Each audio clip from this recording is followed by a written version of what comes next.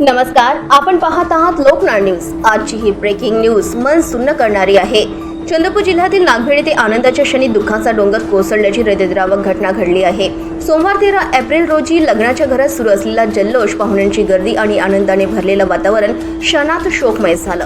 मिळालेल्या माहितीनुसार नागभीड येथील बाबूरावजी कायरकार यांच्या मुलाचा विवाह सोहळा 12 एप्रिल रोजी पार पडला होता, तर 13 एप्रिल रोजी स्वागत समारंभाची तयारी सुरू होती।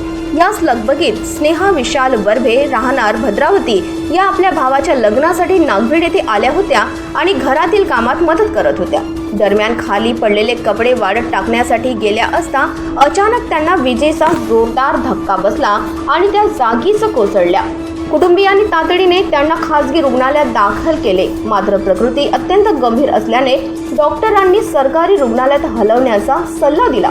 त्यानंतर त्यांना ग्रामीण रुग्णालय नागभीड येथे नेण्यात आले असता डॉक्टरांनी तपासणी अंती त्यांना मृत घोषित केले। शवविच्छेदन करण्यात आले असून मृत्यूचे नेमके कारण विजेचा धक्का असल्याचे प्राथमिक अहवालातून स्पष्ट झाले आहे।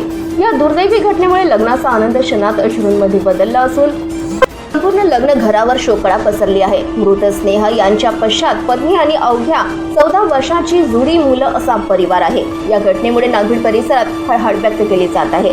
दरम्यान या प्रकरणाचा पुढील तपास नागभीड पोलीस करत आहेत। लोकनाळ न्यूज प्रतिनिधी भोजराज नवघडे, नागभीड।